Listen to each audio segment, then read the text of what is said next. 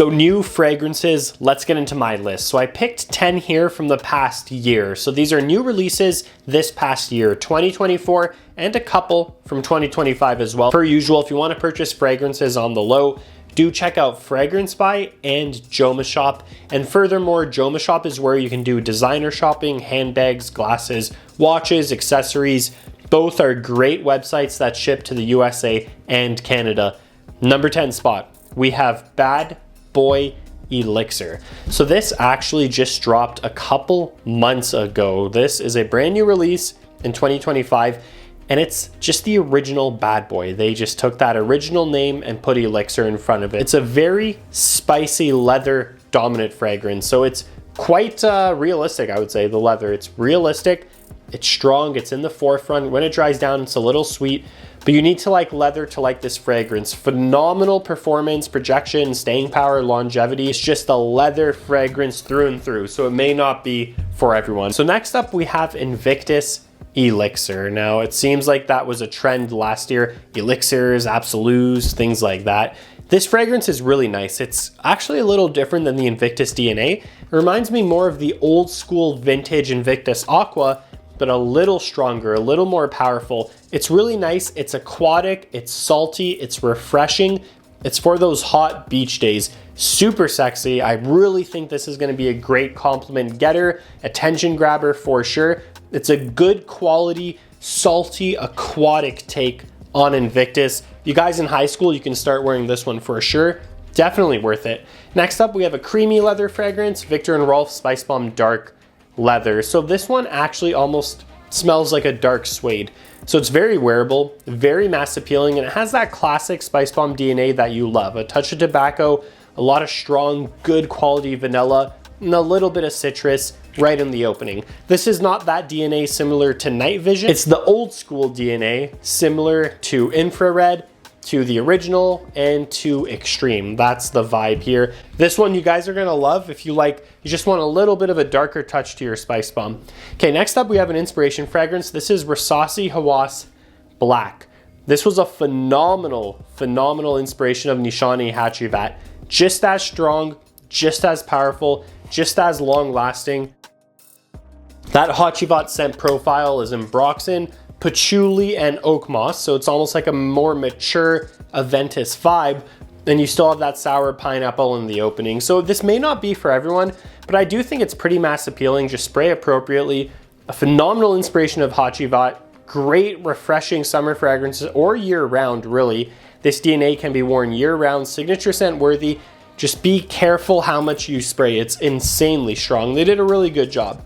Okay, next up we have Scandal Pour Homme Absolute. So this was a great release last year, actually one of my favorite releases last year. This takes a Mirabelle Accord, which is like an exotic fruit, kind of similar to plum, adds almost a roasted chestnut accord and then a ton of vanilla. It almost reminds you of a winter fragrance with the cozy chestnut, but then a summer fragrance with that fresh, juicy Mirabelle Accord. You could wear this in the summer, just spray lightly, or in the winter. It's such a good quality, powdery, fresh fragrance. We have another elixir, Phantom Elixir. This is from Paco Rabanne. I told you there was a trend last year with just elixirs and absolutes.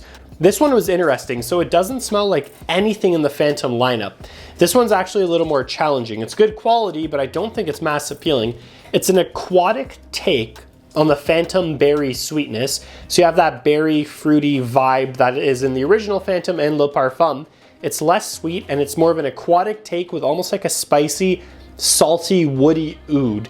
It's not very dominant. I actually don't think there's a real oud accord here. It's almost like a dark, spicy wood drifting in that ocean. It's a very interesting fragrance. I do respect it for its performance and its a unique factor, let's call it. Next up, one of my other favorite releases. I had a couple last year. Bord and Roma Intense. This is by Valentino. Stunner of a fragrance. So you know how the Le Mal lineup has Ultramol, the kind of different sweet fragrance?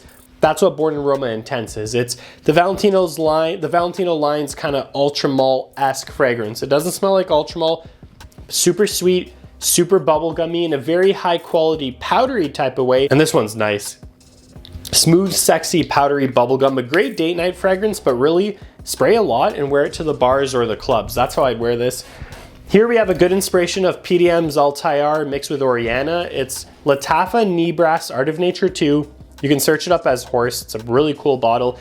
This is a very high quality inspiration of Altair and Oriana. It has elements of Altair, which is like that cinnamon spice with that heavy, thick, high quality vanilla, but it takes almost that orange blossom freshness of Oriana, kind of with like a toasted marshmallow vibe. Gorgeous fragrance. This is like your winter king of a fragrance. Women, you will love wearing this. Men, you may love wearing this. It is sweet. You need to be warned, but I enjoyed this in the winter. Very, very strong. Like, I barely used my juice. A couple sprays, you're good to go. Phenomenal release from Latafa. Very high quality. The bottle's great too.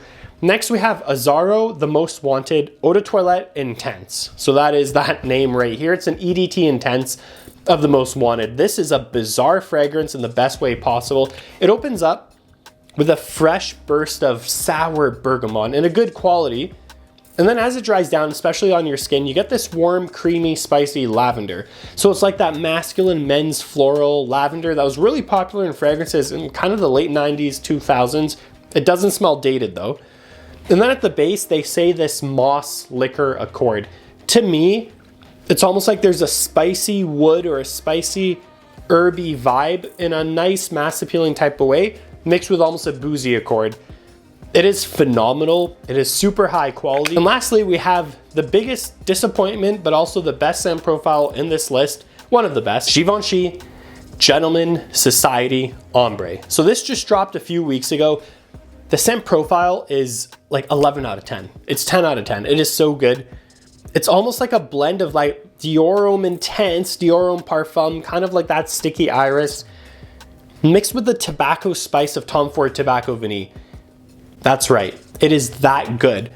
And the bad thing about this is the performance was abysmal, but a way to get around that is spray on your clothes and also save this for those close quarters. So if you're on a date night, you know you're gonna be close quarters, then wear this fragrance. Use that poor performance, use that to your advantage. Then spray a lot around your neck, your arms, on your clothes, on your chest, under your shirt. Then you're really gonna play into that, okay, you know, it's maybe not the best performer, like projection wise, but at least you're in close quarters on a date. And your date will smell this on you, definitely.